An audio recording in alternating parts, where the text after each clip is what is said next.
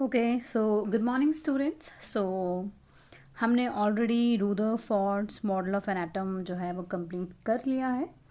So what we are going to do today is obviously जो आपके pause and ponder है related to this topic, that is on page number 144। Today we are going to do that. Okay, देखिए, question को solve करने के लिए पहले बहुत ज़रूरी है कि हम क्वेश्चन को समझ लें बहुत अच्छे से। तो हमारा जो पॉज एंड पॉन्डर का पहला क्वेश्चन है ये दिया हुआ है, what would happen if alpha particles were replaced with negatively charge particles in Rutherford model of an atom. तो देखिए, अब जो क्वेश्चन है वो डायरेक्ट नहीं पूछे जाते, थोड़ा सा कंसेप्चुअल क्वेश्चन है यहाँ पे। ठीक है, तो इसके लिए पहले वो जो मॉडल है वो क्लियर होना चाहिए। ठीक है, अब यहाँ कहा है कि वो जो अल्फ़ा पार्टिकल्स थे जो रूदरफोर्ड ने यूज़ किए थे, अगर हम इनको चेंज कर दें, वी नो कि जो अल्फ़ा पार्टिकल्स हैं वो हीलियम एटम के पार्टिकल्स हैं and they are positively charge. ठीक है, तो क्वेश्चन के कहने का ये मतलब है, अगर इन पॉजिटिव चार्ज को हम नेगेटिव से चेंज कर दें, दैट मीन्स कि इलेक्ट्रॉन से चेंज कर दें, क्योंकि नेगेटिव तो इलेक्ट्रॉन ही होता है किसी भी एटम के अंदर, तो इस एक्सपेरिमेंट में क्या अलग देखने को मिलेगा या क्या चेंज है जो हमें देखने को मिलेगा। ठीक है, तो पहले हम समझ लेते हैं कि हुआ क्या था जब उन्होंने एक्सपेरिमेंट किया था। जब उन्होंने हीलियम यूज़ किया था, ठीक है, तो उन्होंने ये देखा था बहुत सारे जो पार्टिकल्स थे बिल्कुल स्ट्रेट पास हो गए थे। कुछ पार्टिकल्स ऐसे भी थे जो छोटे मोटे एंगल से डिफ्लेट हो गए, और बहुत कम ऐसे थे जो पूरे 180 डिग्री से बाउंस बैक हुए, जैसे जैसे गए वैसे ही वापस चले गए। ठीक है, तो अल्फा पार्टिकल्स क्या थे, पॉजिटिव चार्ज थे, और उनका मास कैसा होता है रिलेटिवली, अगर हम उसको कंपेयर करेंगे इलेक्ट्रॉन से तो बहुत हैवी मास होता है। ठीक है, और क्योंकि आपका न्यूक्लियस बिल्कुल सेंटर में पॉजिटिव है, तो अगर पॉजिटिव चार्जेस जाएंगे तो ऑब्वियसली वो रिपेल करेंगे, राइट। और उनका मास ज़्यादा है तो ज़्यादा कोई उनको फ़र्क पड़ेगा नहीं। ठीक है, मतलब वो अपना जो पाथ है वो इतनी आसानी से चेंज नहीं कर सकते। ठीक है, ये तो हो गया जब अल्फ़ा पार्टिकल्स है तो क्या कंक्लूजन्स थे। But if we change them with electrons तो क्या होगा। तो हमें एक चीज़ समझने की ज़रूरत है, जो इलेक्ट्रॉन्स होते हैं वो बहुत कम वेट होता है उनका। ठीक है, as compare to your protons, हम उनका वेट नेग्लिजिबल लेते हैं, इतना कम वेट होता है। ठीक है, एंड सेकेंड थिंग, एक तो वेट तो कम है ही साथ में, क्योंकि नेगेटिवली चार्ज हैं तो ऑब्वियसली जो पॉजिटिव चार्ज आपका बिल्कुल बीच में है न्यूक्लियस का, ये उसकी ओर भी अट्रैक्ट होंगे। ठीक है, सो हम बोल सकते हैं क्योंकि इलेक्ट्रॉन जो है वो अट्रैक्ट होंगे टूवर्ड पॉजिटिव न्यूक्लियस। ठीक है, और क्योंकि वो लाइट है तो ये डिफ्लेशन जो है बहुत आसानी से दिखेगा, और इससे पता चल जाएगा कि जो पाथ था वो बहुत ज़्यादा क्या हो जाएगा, डिफ्लेट हो जाएगा। तो जो हमें कंक्लूजन्स देखने मिले थे पॉजिटिव चार्ज के साथ, उनमें से जो है हमें शायद ना दिखता वो जो भी कंक्लूजन्स थे, क्योंकि पाथ जो है वो बहुत ज़्यादा बेंड हो जाता, और जो रिजल्ट्स जो है हमें देखने को मिले थे with the help of alpha particles, और जो हमें एटम का एक स्ट्रक्चर मिला था वो शायद देखने को ना मिल पाता। ठीक है, तो अगर हम देखेंगे क्वेश्चन का आंसर कैसे लिखेंगे, तो बहुत छोटा सा आंसर आप नीचे ये लिख सकते हैं, if alpha particles were replace by electrons. ठीक है, बहुत आसानी से अट्रैक्ट हो जाते हैं आपके न्यूक्लियस की ओर, और पाथ जो है वो आसानी से क्लियर नहीं होता। ठीक है, जो रूदरफोर्ड ने यूज़ किया था वो पार्टिकल्स हैवी थे, पॉजिटिवली चार्ज थे, जिसकी वजह से जो हमें रिजल्ट्स हैं वो बहुत ज़्यादा क्लियर देखने को मिले थे।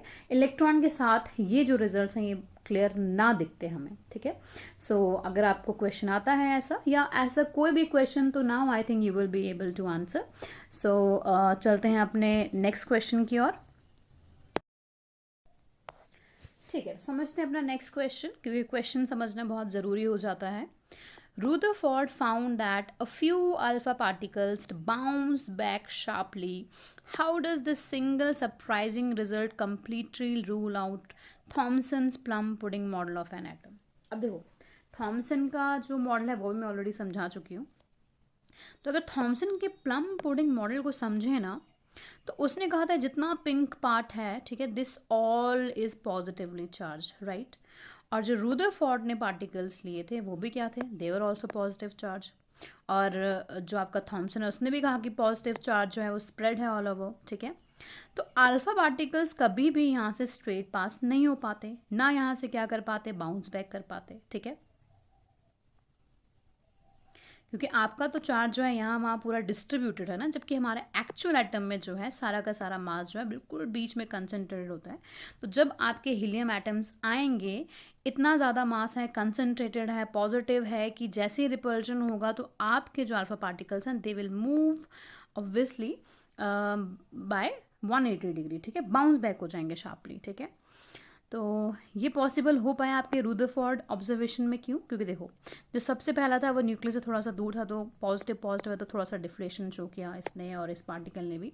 और जो आपके बिल्कुल बीच में था, यहाँ पे थोड़ा सा गलत है। जैसे ही ये बीच में टकराएगा, क्योंकि बीच में आपका पूरा पॉजिटिव चार्ज जो है कंसनट्रेटेड है, ठीक है, चार्ज कंसनट्रेटेड है, पूरा मास कंसनट्रेटेड है, तो यहाँ से टकरा के तो आपका हीलियम पार्टिकल आगे जा नहीं सकता, because all the mass is concentrated in centre of your atom. तो यहाँ से जाके क्या करेगा, obviously this is going to deflate with a very large angle, और we can say that with 180 degree, ठीक है।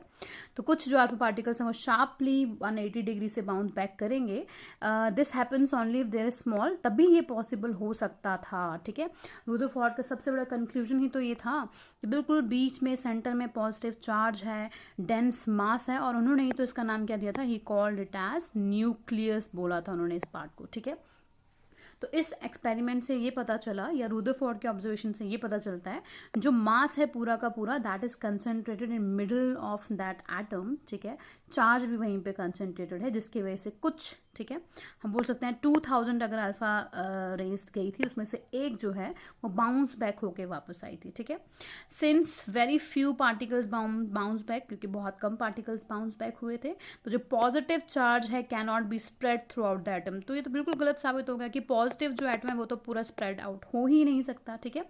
इसलिए जो थॉमसन का प्लम पुडिंग मॉडल था वो यहाँ पे क्या हो जाता है, गलत साबित हो जाता है, ठीक है। आई होप ये आपको क्लियर हो गया होगा। अगर आपको थोड़ी सी परेशानी आ रही है तो मैं आपको रिकमेंड करूँगी कि एक बार फिर से आप Thompson model of an atom देख के आएँ, और रुदरफोर्ड मॉडल एक बार देख लीजिए। रुदरफोर्ड इज़ वेरी इंपॉर्टेंट, तो अगर आप वो देख लेंगे तो ये जो है आपको बहुत आसानी से क्लियर हो जाएगा, ठीक है। तो चलते हैं अपने नेक्स्ट क्वेश्चन की ओर, ठीक है। तो नेक्स्ट क्वेश्चन हमारे पास है, if you could ask Rutherford one question about his work, what it would be, ठीक है। क्वेश्चन है कि अगर रुदरफोर्ड के काम से रिलेटेड अगर आप कोई क्वेश्चन पूछना चाहोगे उनसे, तो आप क्या क्वेश्चन करोगे, ठीक है। अब देखो, ये क्वेश्चन जो है ये आप पे डिपेंड करता है कि आप क्या आंसर देते हो, ठीक, या क्या क्वेश्चन पूछना चाहते हो। तो मैं अगर होती तो मैं ये क्वेश्चन पूछती कि how did you know that the atom has a tiny nucleus after observing only a few alpha particles bounce back, ठीक है। अब हो सकता था कि अगर मान लो कि बहुत सारी रेज गई, वी नो कि बहुत सारी रेज गई थी, अगर मान लेते हैं 2000 रेज गई थी अल्फा रेज, उसमें से जो एक है वो बाउंस बैक होके वापस आई थी, तो मैं उनसे ये क्वेश्चन पूछती कि उन्होंने ये कैसे कंक्लूड किया कि अगर इतनी कम रेज का रेशियो है जो बाउंस बैक होके आया, तो उन्होंने ये कैसे कंक्लूड किया कि पक्का बीच में एक पॉजिटिव चार्ज या पॉजिटिव न्यूक्लियस होगा। तो मैं ज़रूर ये क्वेश्चन पूछना चाहूँगी।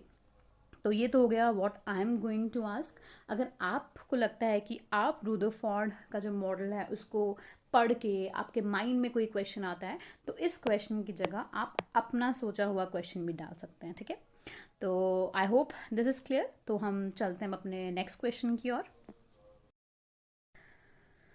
Okay students, so we have next question, this is assertion based question. तो पहले हमें ये समझना चाहिए कि ऐसे क्वेश्चंस को हम कैसे कर पाते हैं, ठीक है। अब ऐसे क्वेश्चंस में आपको एक तो असर्शन दिया होता है और आपको रीज़न दिया होता है, ठीक है। ये दोनों कुछ नहीं, दोनों ही अलग अलग स्टेटमेंट होती हैं, ठीक है। आप इन दोनों स्टेटमेंट्स को बहुत आराम से you have to read the statements, ठीक है। और जब आप स्टेटमेंट्स को पढ़ लोगे उसके बाद आपके पास कुछ ऑप्शंस होते हैं। या तो होगा कि ए और आर, यहाँ पे ए का मतलब असर्शन और आर का मतलब रीज़न है, तो या तो आपके दोनों के दोनों सही हैं, ठीक है, और जो रीज़न है वो इसी का रीज़न है जो आपको ऊपर जो असर्शन वाली स्टेटमेंट दी है, तो रीज़न जो है वो इस असर्शन का ही एक्सप्लेनेशन है। तो अगर ऐसा है तो आप पहले को टिक करेंगे। अगर दोनों ही सही हैं बट रीज़न जो है कहीं से भी रिलेटेड नहीं है आपके असर्शन से, तो आप बी टिक करेंगे। हो सकता है पहली स्टेटमेंट सही हो दूसरी गलत हो, या हो सकता है जो आपकी पहली स्टेटमेंट है वो फॉल्स है और दूसरी सही है, ठीक है। सो जब आप दो स्टेटमेंट्स पढ़ लें उससे रिलेटेड आपको जो भी लगेगा you have to mark these answers, इनमें से कोई एक आपने टिक करना है, ठीक है। अब हम अपने क्वेश्चन की बात करते हैं। तो जो स्टेटमेंट्स उनको पढ़ना बहुत इंपॉर्टेंट हो जाता है और बहुत ध्यान से पढ़ना है, ठीक है। जैसे यहाँ कहा है, Rutherford concluded that most of the mass of an atom is concentrated in a small region at the centre of the nucleus. अब जिन्होंने रुदरफोर्ड मॉडल पढ़ा होगा दे नो वेरी क्लियरली, क्या बताया आपको कि रुदरफोर्ड ने ये चीज़ तो बोली थी, क्या बोली थी, उन्होंने कहा था अपने गोल्ड फॉइल एक्सपेरिमेंट को पूरा ऑब्जर्व करने के बाद कि सारा का सारा जो मास है वो सेंटर में ही कंसंट्रेटेड है, ठीक है। क्योंकि वो याद है ना, फिर से वही 2000 जो रेज हैं या अल्फा पार्टिकल्स, उनमें से एक ही रे जो है वो 180 डिग्री से क्या हुई थी, बाउंस बैक हुई थी, जो ये दर्शाता है कि आपके एटम के बिल्कुल बीचों बीच कंसंट्रेटेड मास है और वो कैसा है, दैट इज़ पॉजिटिवली चार्ज, ठीक है। तो यार असर्शन तो सही हो गया, ये तो बिल्कुल सही बोला हुआ है, ठीक है। चलते हैं रीज़न की ओर। अब रीज़न हो सकता है इसका है या हो सकता है कि वो अलग से कोई स्टेटमेंट, ये तो पढ़ के ही पता चलेगा, पढ़ते हैं। According to Thomson model electrons are embedded in a uniformly distributed positive charge. अरे भाई ये भी सही हो गया, बिल्कुल सही। अब क्या सही, अगर हम थॉमसन का प्लम पुडिंग मॉडल याद करें तो उन्होंने यही तो कहा था कि एक पॉजिटिव स्पेयर है, ये पूरा पिंक कलर का जो है that is your positive charge, और इसमें छोटे छोटे से इलेक्ट्रॉन जो है वो एम्बेडेड हैं। कुछ याद आया, वाटरमेलन वाला, जो रेड पार्ट है that is the positive charge, और जो उसमें सीड्स है that represents your negative charge. अरे भाई ये भी सही हो गया। बट क्वेश्चन ये है, चलो मुझे ये तो पता चल गया असर्शन एंड रीजन सही है, ठीक है। तो इसका आंसर या तो फर्स्ट पार्ट हो सकता है या तो सेकंड पार्ट हो सकता है, बाकी दो को तो आप जो है कैंसिल कर दीजिए, ये भी गलत और थर्ड वाला भी गलत। तो अब हम समझेंगे कि ये रीज़न है असर्शन का। तो देखो यार दोनों स्टेटमेंट सही तो हैं, बट रीज़न जो है असर्शन का नहीं है ना।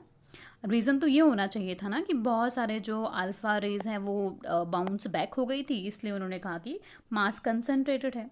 बट ये तो दो अलग अलग स्टेटमेंट हैं और दोनों ही बिल्कुल सही हैं, बट रीज़न कहीं से भी असर्शन का एक्सप्लेनेशन नहीं है, तो हमारा यहाँ पे फर्स्ट पार्ट भी हो जाता है गलत। तो इस क्वेश्चन का आंसर है assertion is true, reason is true, but reason is not the explanation of your assertion. So second part,